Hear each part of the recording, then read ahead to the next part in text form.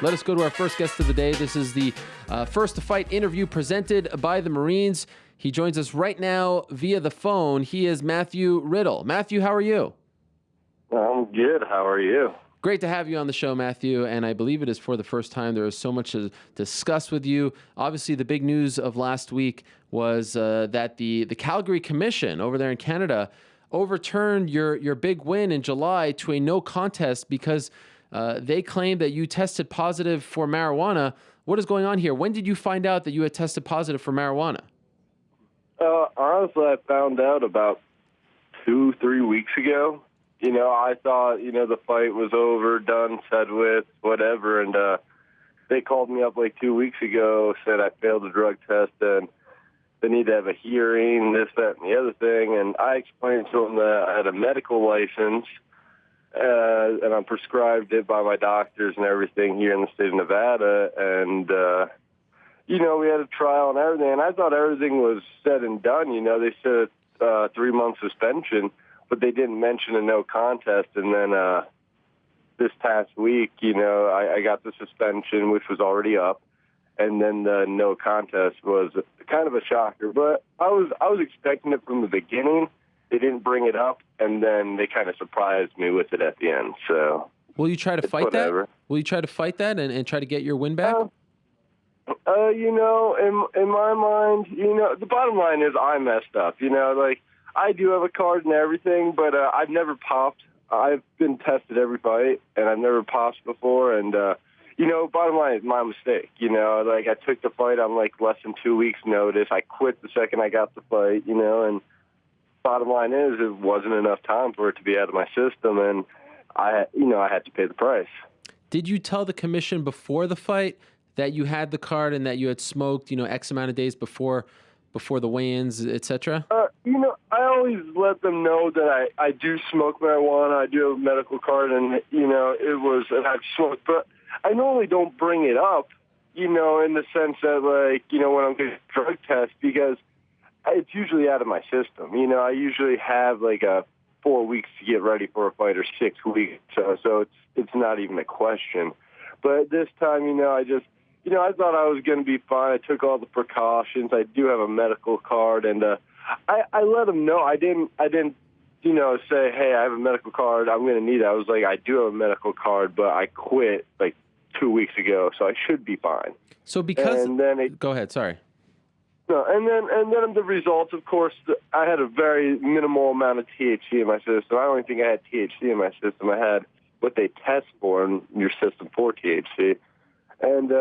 But still, regardless, I failed the test, and, I apologize to the UFC for the inconvenience and anybody else, because, it's my career, too, and it messes me up. But bottom line is I know what I did that night, and so does everybody else, and they didn't find me. I got all my money, so. Oh, wow. Yeah, so it's not really a real, I did get punished. No contest sucks, but I know what happened that night, and you were there. You interviewed me right afterwards, so. I do recall that. Yeah, that was a very interesting post-fight press conference, and I do remember the interview as well, but when you went off on Dan Hardy and whatnot, we'll get to that in a second, but I'm just wondering, because you did mention it beforehand, do you think it's fair to take the win away and to suspend you for 3 months? I don't think it's fair, and, I don't really understand the process anymore, because I thought, if you had a medical license and you were prescribed by a doctor, all these guys are taking HGH and testosterone and fighting and getting the upper hand on people. And I literally have had surgeries in my career already. I'm only 26, and I'm in serious pain sometimes. And I use that. I use medical marijuana for my pain. I use it for everything else too. I don't take anything else. Well, I see all these other fighters popping Oxycontin and, taking testosterone and just beating themselves up. So, they can do whatever they want to do. I'm going to do what I do. And, there's a reason why I am who I am, and I don't get hurt. I don't get tired. It's what it is. So you say that you're in a lot of pain. You use the marijuana as a healing device. How long have you needed this for? When did you get that license? I got the license just over a year ago. I just recently moved to Nevada. Before I was in Pennsylvania, where they don't have a medical program at all. Okay. And that's why I actually moved out to Nevada. They had the, MMA training tier good, and they had the medical program. So I got it. And, I mean, it's not one of those California Nick Diaz, cards where you can go into a store, pay $50 and walk out. I had to get fingerprinted. I did an FBI background check. I had to pay about $600 in fees and stuff just to get everything with the state. So I'm state back. Like, there should have never been a problem with the commission looking at my ID. And when they saw it, they didn't have a problem. And it wasn't a no contest. Everything was fine. And then this past week, right at the end of the week, I got an email saying we're going to make your fight a no contest, blah, blah, blah, after it was released to MMA Junkie and all that stuff. And that upset me. But still, like I said, I finished in dominant fashion, and when people look up that no contest, they'll look it up and they'll see what happened. So it's whatever. That fight took place on July 21st. Do you recall when was the last time you did smoke marijuana before the fight? It was probably about 12 days before the fight. Okay. And it stayed in your system for that long. Wow, that's crazy. Yeah, and the thing is, I've quit, 12 days out before and didn't have a problem. But to be honest, this drug tested me right after the fight. I was super dehydrated. My pee was like brown. And it was the pure essence in that Riddle. So they got the concentrated Matt Riddle in a cup, and I popped. And just to be clear, you're not using this, because I have to ask the question, I hope you're not insulted. You're not using this to just sit back and have a good time. You actually do need the marijuana to heal issues that you have with your body, right? Yeah, and it's not just my injuries. I have other issues. I've been referred for medical marijuana since I was probably like 12, just because I've been out of control, in one way or another. So I mean, I didn't start using it back then, but right. Now I'm growing up and I can choose what I do, and I choose it. It's not habit forming. I'm not addicted to it. I quit whenever I need to when I have a fight, and I've never had a problem with it up until now, and it sucks because, before, people thought I smoked, and now everybody knows I smoke. So that's the only thing that stinks. And you also published on Twitter your medical marijuana card with the wrong address, just in case anyone's getting any funny ideas. Why do you feel the need to do that? I felt the need because, of course, being a fighter, you hear your name come up, stuff. You check stuff out, the comments. And you just see people write stuff like, oh, these guys should be punished to the fullest extent, smoking weed. He was probably just thinking to himself, oh, I'll just smoke one more joint, da-da-da. And it's like, you guys have a lot of nerve, because I'm not one of those guys. I'm a really nice guy. I'm really laid back. And, yeah, I do smoke, but I'm not smoking to get stoned. I'm smoking so I can, finally just relax and sit back and just not worry about things, Right. And I don't know, people just, maybe they did it in college and they did it one way, but it's like for a guy like me, for a professional athlete that goes through the things that we go through, it's like, it's medicine for me. Maybe for some little stoner on the couch playing Xbox, for him, it's a drug. For me, it's medicine. I will admit, Matthew, that I'm not one who smokes marijuana, so I don't really understand. I mean, obviously I know about it. I've been around people. I don't really understand the effects, though. Is it really, because I heard Keith Kaiser say recently, he says it's a PED. There are guys who believe that it actually enhances your performance. Let's say if you smoked the night before. As someone who has smoked weed, is it a PED to smoke the night before? I mean, are you a better fighter once you're a guy who just smoked 24 hours ago? Or I feel like you deserve a medal, because based on what I know how people are when they smoke marijuana, I feel like it's almost harder to win the fight then. And the thing is, I would have to agree and disagree. Like I was saying, for me, it's medicine. For the lazy kid down the street that shouldn't even put a joint in his mouth, that's a drug for that kid. That kid will smoke and not move. A guy like me, and you've seen guys like Nick Diaz, Diego Sanchez, they've all popped for weed right before fights, and they all fight the fight, Yeah. It's just, some people are just wired differently, because when I smoke, I don't get tired. I don't get, like, lethargic. I don't get, like, stupid. It's just I get normal. Okay. You know? And I feel like guys like Nick Diaz and stuff like that that are, like, amped up trying to fight people all the time, you know, they smoke a little weed. They're normal. Without a doubt, in my opinion, that was your best performance in the UFC. Does it bug you a little bit deep down that now in the history books it will be a no contest and not a W? Do you feel like they took something away from you?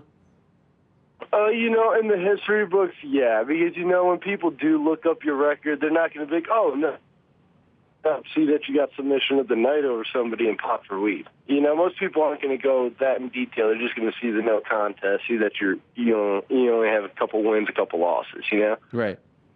But, you know, it's like I said, man, you live and you learn. I'm still 26. I got time, and I just want to keep getting better and keep fighting and, and just, you know, try to stay out of harm's way, you know. And like I said, I put my license up there just to tell, you know, the people that are more hypocritical or just more, you know, just a little more aggressive about the whole situation, to let them know it's like, hey, I'm not just some, you know, random stoner just doing whatever I want to do. It's like I went through the state. I did everything I had to do. Like, you know, you guys should have respect for me. You know, if there's a cancer patient going through chemo and stuff like that and you were giving them shit, it's like, that wouldn't be cool, but it's cool to give a UFC fighter shit for smoking. Go ahead. It doesn't make sense. Two different diseases, two different pains, but we both need it. You know, it's just two different people, two different needs. Any repercussions from the UFC? No, the UFC hasn't contacted me. I've been calling up Joe, asking for fights because ever since that cancellation, you know, we've all been on the back burner. So I'm just trying to get something scheduled, and that's it. And the UFC, you know, if anything, they've been nothing but supportive. You know, they at the same time I apologized, you know, to them because I feel awful. They had me fight, they fly me in, and then I fail a drug test. You know, that I would never do that intentionally, you know? I would never. But, you know, I took the chance. That's why I normally don't take fights on, like, a week and a half notice, you know, because I might fail a drug test, so. You know, after that fight, like I said, I actually said this a couple of weeks ago on the show, promo of the year, soundbite of the year was your mini rant about Dan Hardy and the English fans and all that stuff. It was unbelievable. I believe you called them, what do you call them? Buttered tooth Brits, something like that. It was just buttered tooth Brits. Was that off the cuff, or did you going into that say, I need to say something here and I'm gonna get it in, you know, somewhere or the other? Honestly, I was just happy to be there, you know. I didn't even think anybody was going to ask me a question. And then that one guy he goes, so what's up with Dan Hardy? I went to say something, Dana cut me off, and he's like, oh, he just hates English people. And the thing is, I don't hate English people. I have I have friends that are English. I have a decent English fan base. But, in Manchester, England, man, like that dude spitting in my face and that crowd calling me the nasty names they did before fighting the UFC, nobody even knew who I was yet. You know, I wasn't even on TV really. So for them to come at me that hard and that mean I'll never forget it. I'll never forget it. So now Dan Hardy picked up a win in September. Are you trying to get that fight? You know, I would love the fight. I think the UFC knows the fight. I think people statistically know if I fought him, I'd beat him up pretty bad just on the ground or wherever I want to take it. But, you know, I'm not one of those guys. I'm not a chael sonnen. I'm not going to run my mouth and beg and just keep talking and talking. I'm not like that. I'll wait, you know. I'll wait for what I want. And if I have to fight somebody in between, give me somebody in between, you know. But I would like to fight him. He's coming off 2 wins. I'm coming off 2 wins. I think it'd be a nice fight at the end of the year. And just to be clear, you don't have a beef with him per se. It's more about fighting a big-name Brit in England, right? Yeah. Okay. Yeah, you know, I want to it's more for me. I want to redeem myself. Kind of like, you know, I fought Pearson in Canada. Yeah. You know, lost the decision, you know, and it was one-sided for sure. You know, he picked me apart with his jab. But then, you know, I went back to Canada, and I was like, I got to win this one, you know, and I won, but a no contest. But I still redeemed myself in Canada, I feel. Now I want to go back to England and do the same. Final thing, Matthew, before we let you go, and we really appreciate the honesty here. What is going on with you and Kevin Randleman? After your fight, Kevin Randleman went on this rant saying something about you and his wife, that you disrespected her. Even when you tweeted the license, you were saying, hey, Kevin, don't get any funny ideas coming to my house. Well, what is going on there? This is the most random beef of the year by far. Yeah, you don't have to tell me. Me and a couple of my friends, we MMA promotion called Pure MMA. It was in Wilkes-Barre, Pennsylvania, in that area of Pennsylvania. And we flew in Kevin Randleman, Rumble Johnson, and a couple other stuff to, just make it. Well, we paid everybody $500, and we told, the guys, like, hey, if we do seminars, we'll give you each $1,000, because they would do a seminar. We didn't do a seminar, so we paid everybody $500. And Kevin Randleman, when he was getting on the airplane, threw a hissy fit saying he wanted $1,000. And, of course, we said no. Well, after I won that fight and he saw that I had all that money, I guess he thought it was a good time to strike. And that was it. What? So what about the stuff with his wife? Oh, well, his wife, for some reason, Kevin Randleman doesn't handle his business himself, and his wife calls people. So his wife started calling me for the money.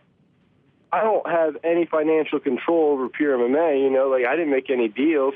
I'm just, one of the figureheads just because I'm in UFC, and, it's good to have somebody connected, Sure. So I was just there, whatever, and I started getting phone calls from Randleman's wife. And at first I was very nice. I was like, let me see, I'll talk to the guys. And like I said, he didn't do a seminar, 500 is what he got. So I was like, okay, and I tell her that.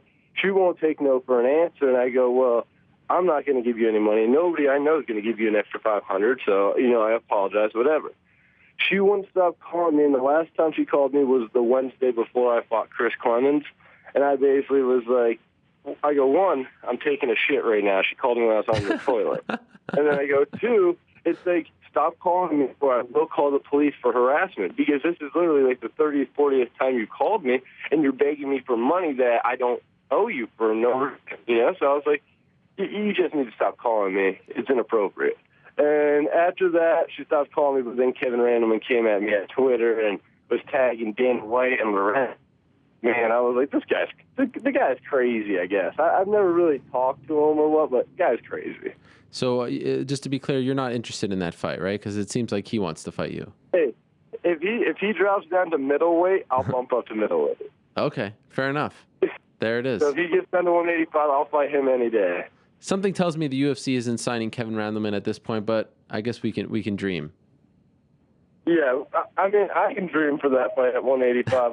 If you made 185, I think you might be in your best, and it would just be bad news for him. So. All right, Matthew. Well, we appreciate the time very much. Thank you for coming on and clearing the air, and looking forward to your next fight. Right now, you don't have anything, right? Just to set the record straight? Nothing yet, but I'll be texting Joe Silva after I get off the phone. So awesome. We'll see. Let us know how that goes. Will do, man. I appreciate you having me on the show. All right, there he is, Matthew Riddle, stopping by to clear the air about his positive drug test and the suspension, the 3-month suspension, as he said, and then finally turned to a no contest, which is a bummer for him because, as I mentioned, that was, in my opinion, by far his best performance thus far in the UFC.